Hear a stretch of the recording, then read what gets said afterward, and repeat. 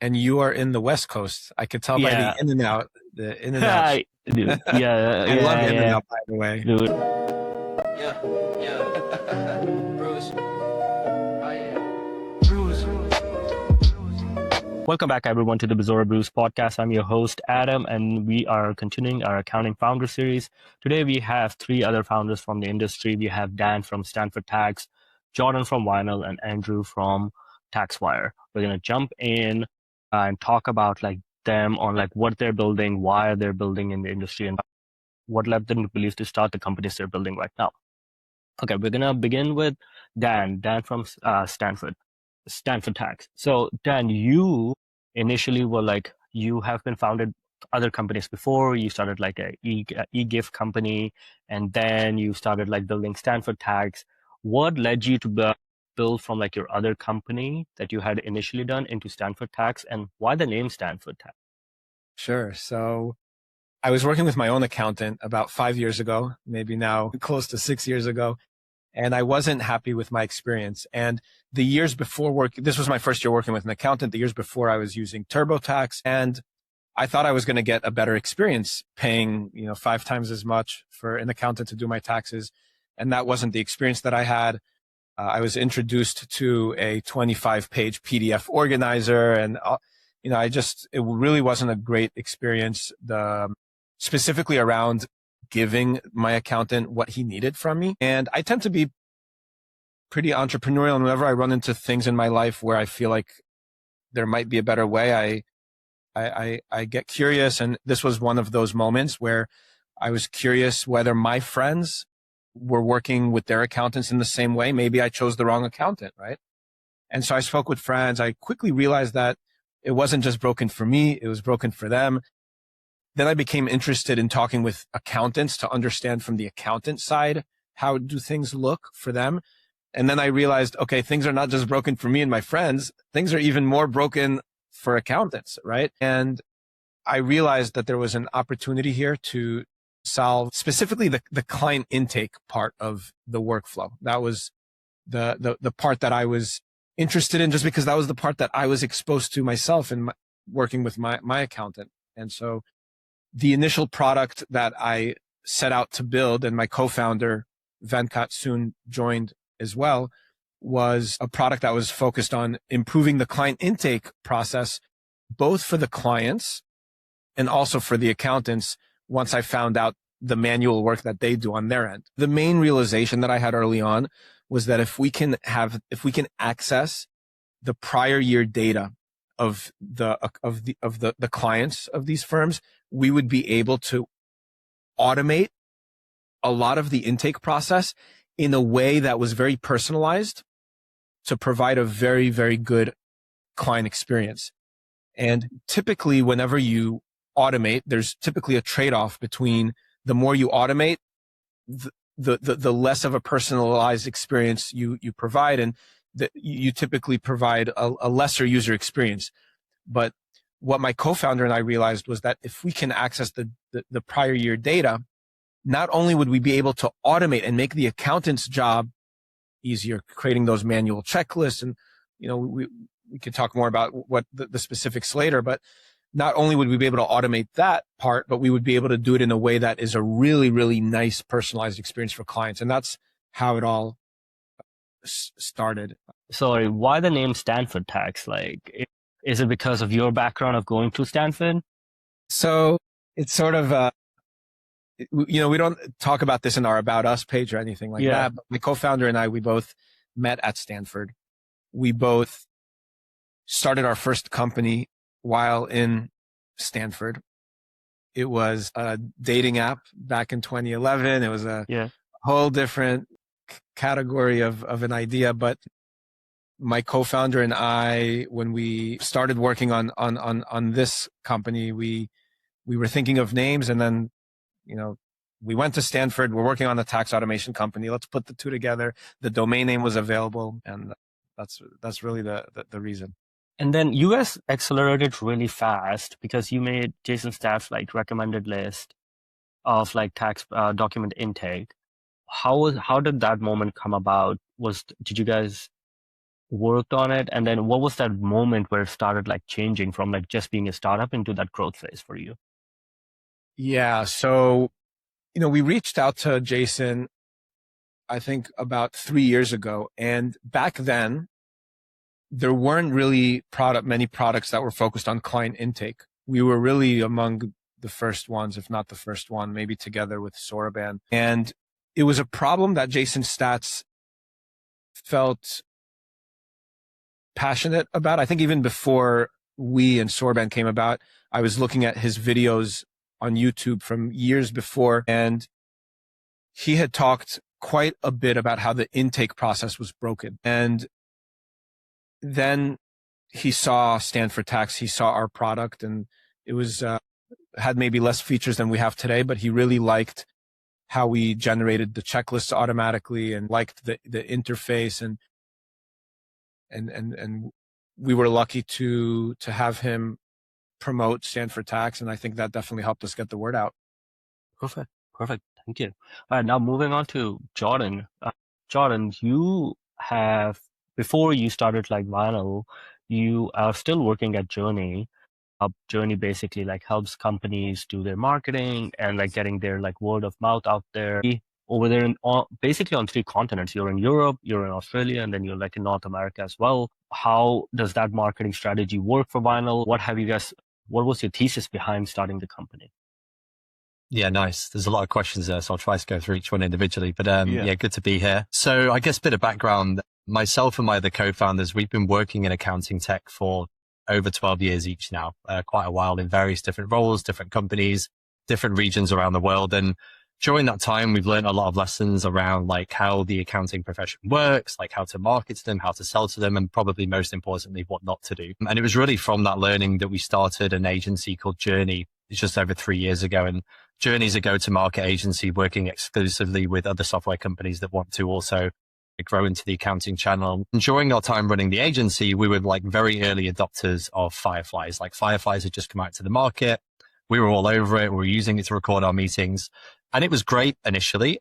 And then I think we got to a point where we had this realization that note takers aren't just about the notes, because we were recording all of the conversations. We had the notes, but we couldn't really do anything with them afterwards. Like they were just kind of sitting there, and we were trying to build all kinds of automations to like take the actions, throw them into project management systems, dump it into ChatGPT, build sales proposals. All of this stuff was quite hacky and manual, and it worked like to a point, but it kind of left us thinking like, what if there was something that was purpose built for an agency like ours? And at that point, we asked the question, well, like what are accounting firms doing in this category? Like, is there anything that's been built to work for those guys? So we basically surveyed 250 firms globally to first of all understand, like, do you have an issue with meeting admin in general? And yeah, the overwhelming feedback was yes. And then second of all, just to get feedback on whether or not the existing note-taking solutions, things like the Teams Note Taker, Fireflies, Fathom, etc., were solving the problems well enough. And again, they weren't. And it was really from there that the whole thesis for Vinyl was born. So Vinyl is a vertical note taker. It's one that's built exclusively for accounting firms. We've trained Vinyl to understand not just the context of accounting, but accounting terminology. So starting with the notes and the transcription, we do that, better than most of the note takers in terms of actually being able to pull out the key terms, the key points, the key terminology that make the notes much more useful and much more relevant. And then it's really what we do with those notes afterwards. So a big part of what we're doing now is it's not just about the notes, it's about doing the work. So how do we take those notes and how do we help you to draft emails out to clients afterwards, integrate into tools like Ignition and Anchor to then generate those sales proposals based on that transcript from a discovery conversation? How do we use it to brief team members with a really detailed file note based on everything you discussed in that conversation with the client? And then how do we integrate with those practice management players to make sure that that context lives where people are actually doing the work? So that's been the kind of general thesis of Vinyl so far. And it's been going great. Like we launched last year, August of last year, working with just over 500 firms globally now, predominantly UK, Australia, North America. And for us, like the biggest thing has just been getting out and amongst the community. So you'll find myself and my other co-founders, Trent and Liz, we're traveling all over the place. Like we like to spend time in person. We like to get to the events. We like to meet people face to face because that's a massive part about, building trust in this community. You've got to go meet people and speak to them and build those relationships in real life. Yeah. So I see you guys like are integrating to like practice management tools and other tools like Ignition and like Carbon and the other tools out there. Where do you see like this market headed? Like, okay, so notes is like the first context layer. Then where do you build off from it? Yeah, there's a few things. So like the first point is like adding more context, right? Like meeting notes are one thing. I think the next part of that is bringing in email context. The next part of that is bringing in phone calls, essentially trying to capture as much of that client context as possible. Even looking at things like document management integrations, right? Like sitting on top of the document management systems to pull through context from documents between firms and clients. The second part is then actually like orchestrating the work. So like, how do we take all of that context and help firms to do something actually useful with it? Like doing the work on their behalf, completing tasks on their behalf. And then the third part is really like the intelligence layer that wraps around the whole thing, right? Like this is suddenly an incredibly useful database for any professional service business, never mind an accounting firm, because it becomes somewhere that people can ask questions about what the best practice or best approach for something is. It's where they can find answers to questions about specific clients. It's where you can document policies and procedures around how you do things. Like a really kind of simple idea here is like advisory services. So in most firms, advisory, however you want to describe it, is something that typically the partners or the owners of the firm do with a handful of clients because they've got that commercial experience. They know how to have those conversations. They know what they're doing. And the struggle that they have is like, how do we get our junior team members more involved in these conversations and thinking the way that we do and asking the questions that we do? If you've recorded the last 6 months worth of conversations you're having with clients and you've got that accessible in Vinyl, you can then use that to basically interrogate it and build out processes, build out sheets with, questions to ask, how to answer questions to clients, and start to document that as a process to train your team members on. So there's some really, really interesting stuff you can do with that intelligence once it's there. You can analyze client sentiment, you can surface revenue signals, you can surface churn signals, retention opportunities. All of this stuff is readily available, and we're already starting to do some of that right now. We recently released our revenue opportunities feature, which now scans meetings and identifies additional service opportunities based on things that clients have mentioned. And we'll double down on more of that stuff in the future as well. How do you define the intelligence layer, if you had to? Yeah, the intelligence layer is basically like a database of all of this context that can be queried and searched and referenced. So yeah, it's just like a layer where all of that context lives. Like another way that we sometimes describe it, which, lands quite well with accounting firms, is the relationship ledger. Like if you think about the general ledger is the kind of record of the financial performance of a business, but there's nothing that's really capturing all of the stuff that happens outside of that. So like their goals, their questions, their concerns, what keeps them up at night. All of that stuff tends to happen in conversations, and Vinyl becomes a point where you can now capture that and reference that context. Then when you cross-reference the general ledger with the relationship ledger, what you now have is a very complete picture of every client's business. Okay, perfect. Thank you. Moving on to Andrew. Andrew, congratulations on two fronts. Congratulations on the recent raise, on the Series A, and then also congratulations on getting engaged. So my life is very on the internet. And then, so you were working in finance for like a snacking company and like food lunch company before. And you said that was your thesis behind starting Taxwire, where you saw like the sales tax compliance like issues coming up. But at the same time, your team has taken a different approach. Instead of going directly to consumer, you're working more with in-house tax teams. What led to first starting Taxwire? And you like building that tax engine you guys said like have built over the last few years, and then why take the approach of working with in-house tax companies instead of like what other people are doing, working directly with consumers? Yeah, I can. First of all, thank you. Second of all, I think like it all starts with when I was a small child deciding that I wanted to do sales tax compliance in my future, and just knowing that was what I was called to do. But I think it'll help if I quickly give the context on how I fell into this, and then I can kind of talk about like, because I would say if you call it a thesis for my previous company, I think that's like too generous. I think it was more of a frustration. Like I largely from the tech industry, I found myself running finance at we were, the easiest way to think about it is we were a school lunch business, a tech-enabled school lunch business. And so we would provide, be a full-fledged federal meal program in K through 12, both public and private schools. And so we had a like B2B side where we would sign these contracts with big public school districts, and supply all the food. It was like fresh food, and we had like basically innovated on the medium of how it was delivered and doing it fresh and doing it compliantly. And then we had a bunch of technology that enabled that. And then on the private school side, it was a complete, like almost literal consumer experience of like, it's like Uber Eats, but for your kids' school lunch. And so great business. They were one of our first customers. I ran finance there, and I learned how complicated sales tax compliance can get there, because we were our B2B side had a whole different like tax implications than our consumer side. On the consumer side, we were a marketplace facilitator, and so we were on the hook for all of the GMV flowing through our platform, not just our own revenue. Food is super complicated from a tax perspective. There's also a bunch of specific tax law on just like school lunch. It turns out, like if you deliver food in like the back door of the school in one state versus like it comes like through a normal cafeteria setting, like the tax implications change in some states. So there's just a bunch of like weird stuff that you would never know unless you were the person who had to deal with this. And so I was the buyer. I looked at basically every tax or indirect tax software company on the market to try to find someone who would just like let me push the easy button to be done with it. And like effectively everyone DQ'd me except for like Avalara, who's kind of like the still the big incumbent in this industry. So I had the problem. I think largely the approach that we've ultimately taken is like what I really needed is I needed this mix of like I needed someone to hold my hand as a finance person who I knew what the business needed, but I knew nothing about tax, and I just needed to I did need a system, I did need automation, but I also needed someone to like help me make sure we were making the right decisions so that the framework we instituted to automate our compliance was correct, and I didn't have to think about it anymore. And no one really gave that to me. I ended up, well, I got it, but I spent 30 grand with Moss Adams on a bunch of voluntary disclosures that in retrospect, we probably didn't need. And a bunch of money on a horrific implementation with the men in orange, who are now my mortal enemies.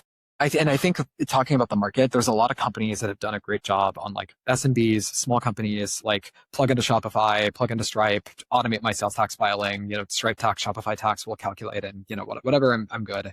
And then if you go up market, you've got the big four, you've got their managed service offerings, and you've got these like legacy big tax engines that will plug into the ERP and do the calculation. And then you've kind of got Avalara is like in the middle, where they kind of walk both sides of that, but like I would argue poorly on all vectors. But they're big and they've been around a long time. They have the name share. And so our approach has been, we built our own tax engine, first of all, because you do have to have the software to be, if you want to go after like, call them like mid-market companies, like companies that have real complexity, but they're not like Fortune 100 and are going to spend obscene money with the big four. You have to have like a product that can handle nuanced taxability, that can handle like rooftop level calculations, be global, be multi-entity, like handle like tax edge cases. Like you need like a real system to do that well, and it needs to be deterministic. But if you want to actually fully solve the problem, you need an ability you need to be a full managed service. And so we position as both the tax engine and an AI native managed service. And so what that like basically means is we have the engine, and then we're very flexible on how we implement it. So we can configure data and workflows basically with agents around like your ERP, the billing systems, your e-commerce systems you use. And then we have like account managers that are all tax professionals that deliver, like, I wouldn't call us full blown consulting. Like there are lines that we draw, but a lot of the things you would normally need to pay like an expensive service provider for, we are like getting basic tax answers onto just like, how should I like tax this product, or like mapping certain things. Like we're just able to fully deliver for our customers, and we take liability to making sure that they that their returns are effectively like accurate. And so that's how we position. We mostly sell into like anywhere from $10 million in revenue to like $1 billion in revenue companies. Usually we don't have an in-house tax team. And so I think the piece I don't run it out there is we're either selling to that finance team and we're like offering the full package, or we will work with the accounting firm to help them deliver that same thing with our technology to their clients. And so those are the two sides of the business. The accounting firm side is usually a little more small SMB. Like they'll use our technology, but like they're technically the one like selling like we're being white labeled effectively. And then on the finance team side, we're just coming in and usually replacing Avalara or an Avalara plus like a service offering at a big accounting firm. So when you do these managed services, then you take on the liability too. Then like doing the calculations and like pushing in the returns and filing with the authorities? Yes. And then how many countries are you like guys in right now and expanding? Depends on how you slice it, because like country means different things. About such a there are so many different schemes, but it's around 100 right now. Like we're 100 different non-US schemes that we're live in, and then we cover basically everything in the US. Okay, perfect. Question for like all of you guys, like as you guys have like started coming in and like and taking on incumbents that have been around for like a long period of time, how do you guys think like the differences are on like now all these incumbents are saying they're AI native or like they have these like AI offerings that they offer, but it's like really hard to like stick like an AI workflow on top of like a native architecture and like stack that you've already have. When you guys go in these conversations with customers and you see those products, where do you see like the advantages of like being these new nimble companies that are AI natives compared to the incumbents? I think it depends on who your competitor is. I think like a lot of these companies, I'm super curious to hear Jordan and Dan's takes. It's easy for me to think of like the companies I compete with the most. I think a lot of these incumbents, they already have some pockets, if not many pockets of frustrated customers. And so if your customers are already frustrated, I think it's really hard to get them to take your AI agent or your chatbot or whatever it is that you're putting in front of people seriously. Because it's kind of like anybody can make something that demos well or that looks or sounds agentic on a website, but like it's like, can you actually make it real and trustworthy? Especially we're all in like accounting, finance, tax. You're the exact areas where accuracy reigns king as an incumbent. If you've lost trust or if like people have actually used the thing because you've been rolling it out to them and they don't trust it and it doesn't work, like that you don't really have to do a lot of convincing because I think your customer already kind of knows that like the incumbent isn't exactly innovating, or if they've attempted to, it's mostly like lipstick on a pig. Yeah, I mean, I guess from my point of view, like we don't really have any incumbent competitors because it's a relatively new and emerging category in the grand scheme of everything else we're talking about here. But I guess anecdotally, like if you look at the market and you look at like even like QuickBooks and Xero, right? Some of the ledgers out there trying to bolt on all kinds of AI into the product, announce big partnerships with Anthropic and OpenAI. But then if you actually look at what they're doing with those integrations, like it's almost like meaningless work. They're not really solving any problems. It's like a bells and whistle addition to the product, like the whole MCP into Claude where they state that you can now build a cash flow forecast or create some kind of reporting from the ledger directly in Claude. It's like, no business owner is going to go do that. And you speak to any accountant with the salt and they're going to tell you the same thing. And I think we're at the point now with all of this where it's less about telling and more about showing. Like show, don't tell. Like don't say that something is AI native. Just show people how it works and how much time it can save, and then they'll see the value. I think it's important to know when to use AI and when not to use AI. I think it's important to be very focused on the problem and find the right solution for the problem. And I think what I see some people doing on the space is they're just trying to find an excuse to tag on AI to things where AI is not necessarily even the best solution or the best way to do things. There are some areas when we first launched Stanford Tax, it was before the days of OpenAI, before anyone was really jumping on the AI bandwagon. We were delivering a lot of value even without AI. And I think sometimes sometimes when I see competitors just throwing AI at the problem, what it ends up resulting in is a product that becomes harder to use and doesn't actually deliver the value in the best way. Yeah, no, good points. I see it all the time where people just say like, oh, we're AI native right now, but like what exactly does it mean, right? Do you just have an LLM running on the back, or are you like automating the entire workflow? Also, like now I want to get your thoughts on like this, like selling into the accounting industry is like not the easiest of tasks. People come in from like a SaaS-based background and saying like, okay, we're going to come in, adopt the same playbook, same model coming in.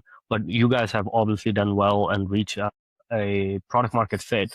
So what was that moment that you knew that like what you were building was that product market fit moment where like, okay, now we've built something so people something want and now it's growing like individually? I think one thing that differentiates this industry versus others is I think word of mouth works really well when something really provides value.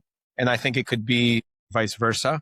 One thing that I didn't know coming into the industry how many communities there are, right? There's the Realize community, there's the Counter community, there's so many communities. I'm flying next week to Denver for another community called Renew Group. And I think that has really helped us get the word out because all it takes is one or two people from each of these communities to get a lot of value from your product. And then everyone else in the community hears about it, right? So I think that's something that's helped us a lot. But then, Yeah, plus one to that. But still, sorry, Dan, like, what was that product market fit moment for you guys? Like, when did you realize? Okay. So our very first product that we launched we hadn't finished our integration with the tax filing software so as I mentioned in the beginning, we use prior year data to automate. We generate personalized checklists and organizers. And our first line of code, like 4 years ago, more than 4 years ago, was in October. And we didn't get to the point where we were able to get the prior year data. And so our first product was an organizer that we allowed you to brand and put your colors and your logo, but it didn't have any of the personalization from the prior year.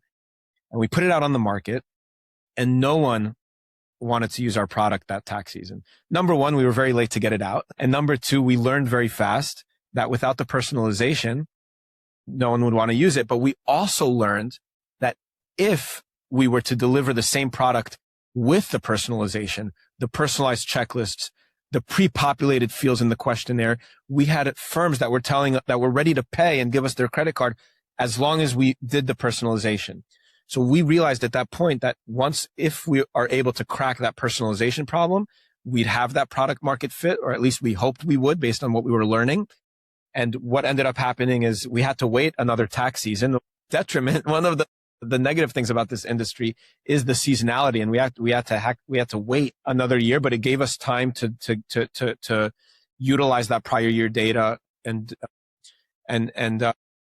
what we had hoped ended up being true, which is that if we could leverage that prior year data to personalize checklist, that firms would want to use it. And that was our product fit moment, was that achieving that personalization for clients.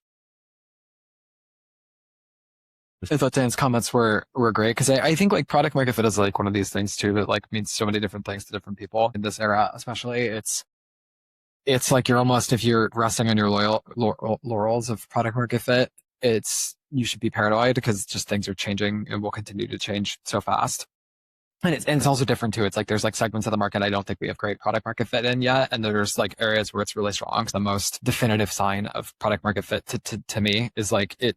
So I guess if that was my answer, would be like a similar one in terms of the pull was just when we were getting like a lot of word of mouth from either partners or from other finance leaders, because we did a very terrible job of marketing in our first 12th really year of going to market. And we were still growing fast because of just like that like referral loop of just like accounting firms, or like within firms, we would grow as like they would like either be getting referred, other finance leaders would refer us, or we would like have another firm come to us because they were XYZ firm, we were interested in working with you.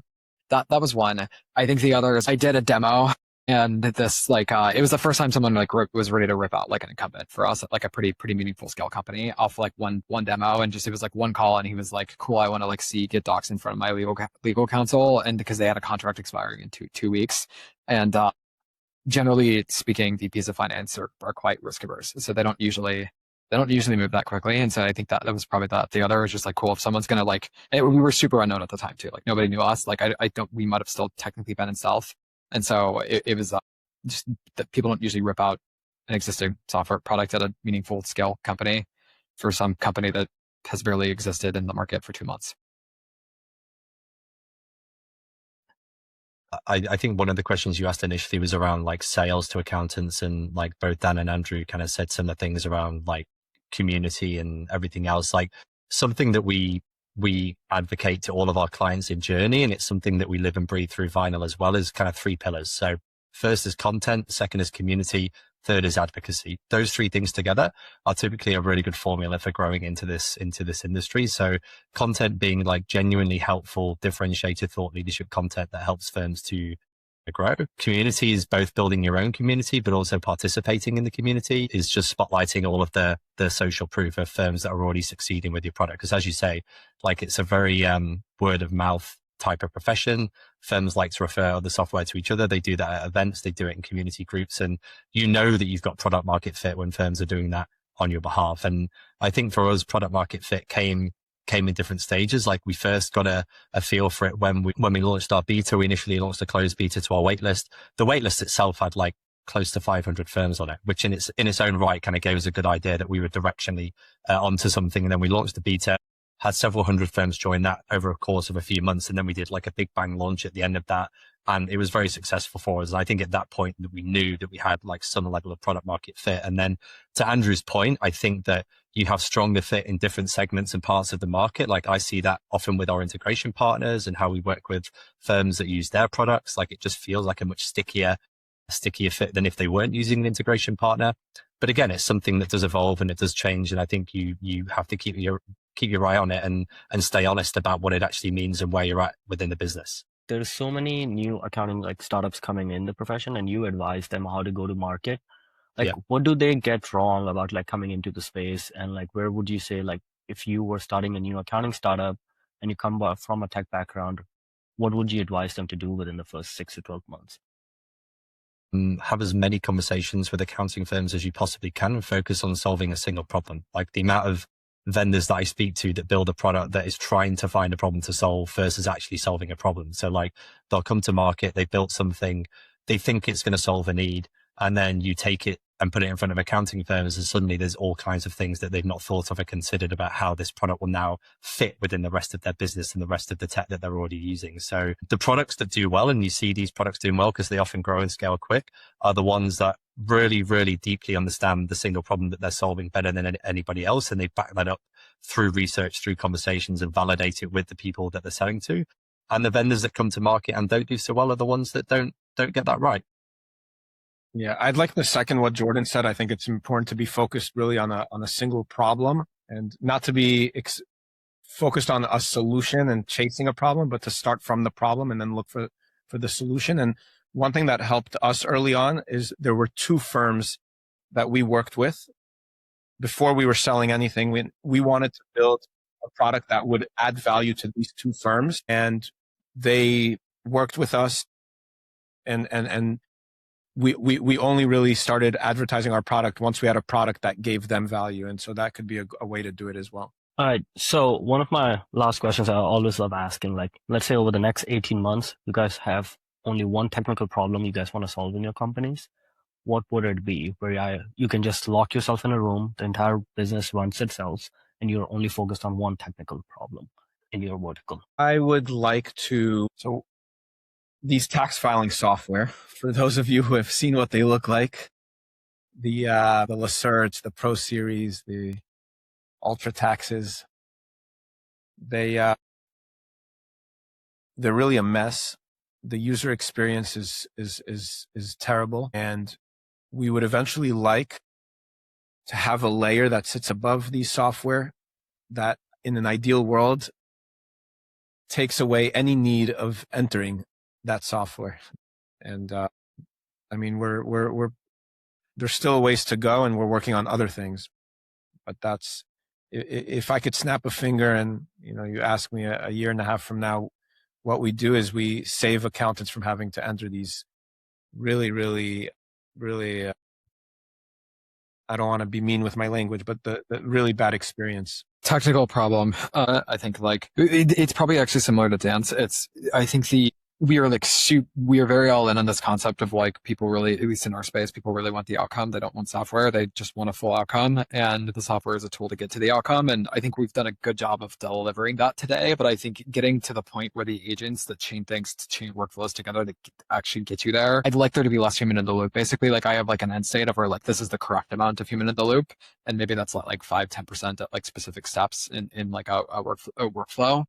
And then it's probably like 30% or whatever today. Yeah. Everything from how you like implement our system, how you approve your returns, how you go and how you like reconcile, like a reconciliation back to the GL is like a super poorly solved problem in our space. How you like have agents that go collecting like exemption documents from your customers without you or your sales team ever having to like go chase them down. There's like a bunch of flows like this that we demo it well today. We sell it well. We deliver on it. If I had like infinite engineering bandwidth and focus, I would just like pile drive it. Like, let's like get the human in the loop components down to like the correct percent, instead of like maybe on this one, it's like half the time we've got people behind the scenes, like doing work to get it done because like I don't have the engineering resources to go spend more product efforts there.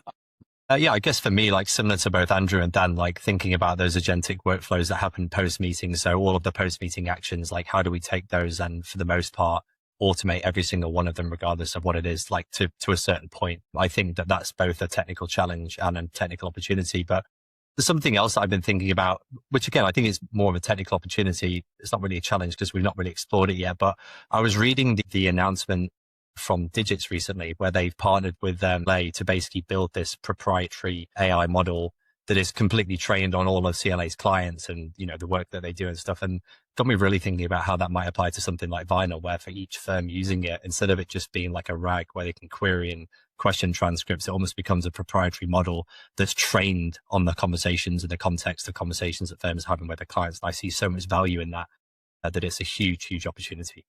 Well, thank you so much for you guys joining. So, but before we let you guys go, like any conferences you guys are attending where people can find you, and like anything excited about the product you guys want to talk about coming out soon? We're going to be on the road soon. We're going to be at Xerocon Denver in a couple of weeks' time. We're going to be on the Advisory Amplified Roadshow, which is September and October. So 6 cities over a course of a couple of weeks. And then we're also going to be at Intuit Connect in Vegas in October as well. And then how can people find Vinyl online? Usevinyl.com. Make sure it's used and not used, because otherwise it's going to be a wholesale vinyl website. Not so helpful unless you're into collecting vinyl records. And just look out for us at events. We're normally wearing some pretty sharp black denim jackets with the Vinyl logo and branding on. So hopefully you can't miss us. Why the denim jacket, Jordan?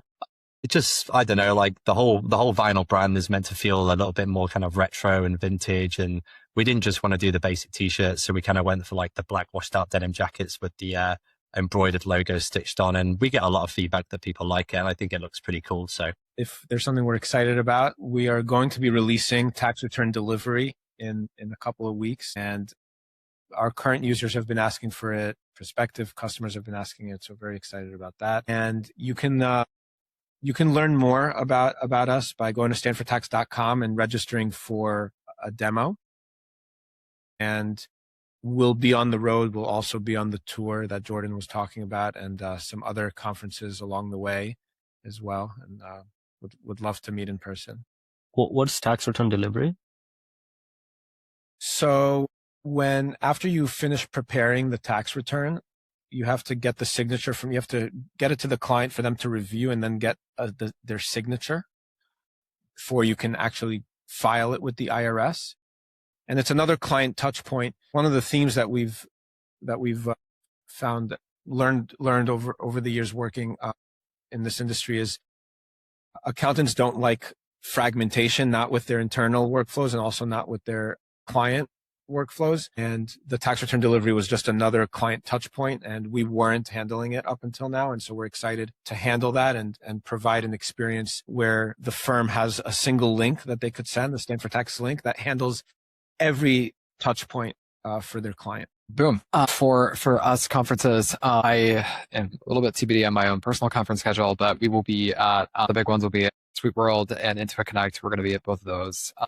I might be at Xerocon, but that's still a bit up in the air. And then in terms of where to find us, taxwire.com. You can go book a demo there, learn more about the product, etc. You can find me on LinkedIn, Twitter, releasing some new ERP integrations that I'm very excited about this year, because ERPs are beastie. Perfect. All right. Perfect. Thank you so much, guys. This has been a wonderful episode, and thank you so much for the listeners for listening. As always, stay curious, my friends. All right. Take care. Yeah, Bruce.